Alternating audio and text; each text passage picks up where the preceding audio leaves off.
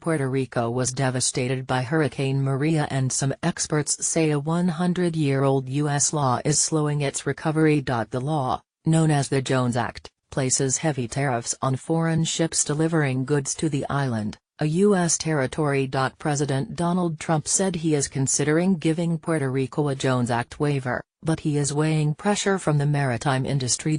Puerto Rico is reeling in the aftermath of Hurricane Maria, the most powerful storm to hit the island since 1928, and many lawmakers and economic experts are calling on the Trump administration to overturn a law they say is further hampering the island's recovery. The Merchant Marine Act of 1920, known as the Jones Act, was passed after World War I in an effort to protect the U.S. maritime industry from foreign competition by requiring that only U.S. ships, built, staffed, and owned by Americans, carry goods between domestic ports.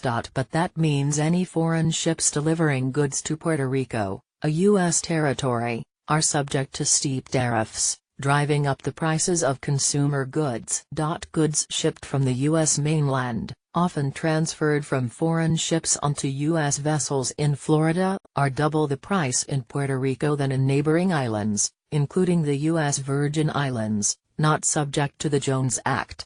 It makes the cost of living in Puerto Rico, where the per capita income is less than half that of the poorest state in the U.S., significantly higher than in most American cities. This is a shakedown, a mob protection racket, with Puerto Rico a captive market, Nelson Dennis, a former New York State Assemblyman, wrote in a Monday New York Times op-ed. With Puerto Rico in dire straits, critics of the law argue the government should repeal it completely, automatically suspend it during natural disasters, or provide far-flung places like Alaska, Hawaii, and Puerto Rico with permanent waivers. The Trump administration granted temporary waivers in Texas and Florida following Hurricane Harvey and Hurricane Irma. A humanitarian crisis is about to explode in Puerto Rico. But the consequences of Jones Act relief would be immediate and powerful, Dennis wrote. This is not the time to price gouge the entire population. Critics argue the law also places burdensome restrictions on U.S. businesses, which are subjected to higher costs of U.S. shipping, and consumers.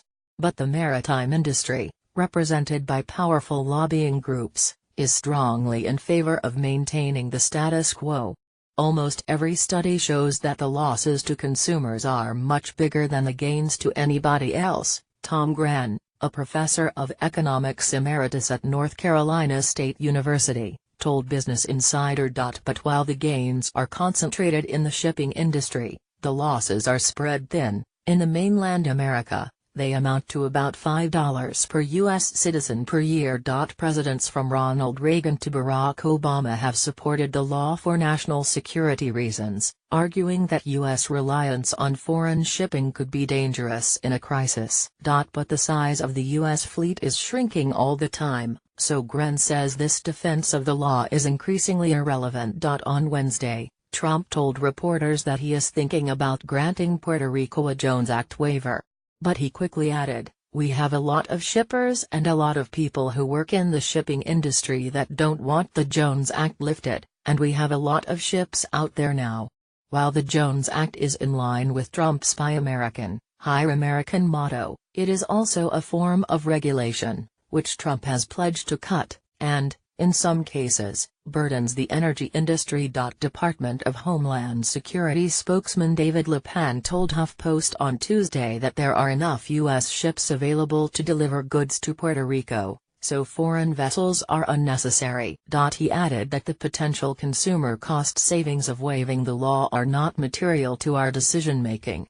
Trump has been criticized for appearing to be less attentive to Puerto Rico, which he described as absolutely obliterated by the storm, than to Texas and Florida following Hurricanes Harvey and Irma. The president's first public response to Hurricane Maria came in a series of tweets criticizing the island's weak infrastructure and economy 5 days after the storm hit. Carlos Giustiappi. A handful of U.S. lawmakers have long argued for a repeal of the Jones Act.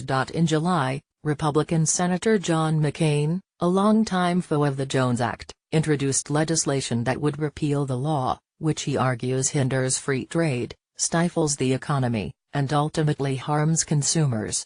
The senator renewed his call to action this week. "I am very concerned by the department's decision not to waive the Jones Act for current relief efforts in Puerto Rico, which is facing a worsening humanitarian crisis following Hurricane Maria," McCain wrote in a letter to the Department of Homeland Security. "It is unacceptable to force the people,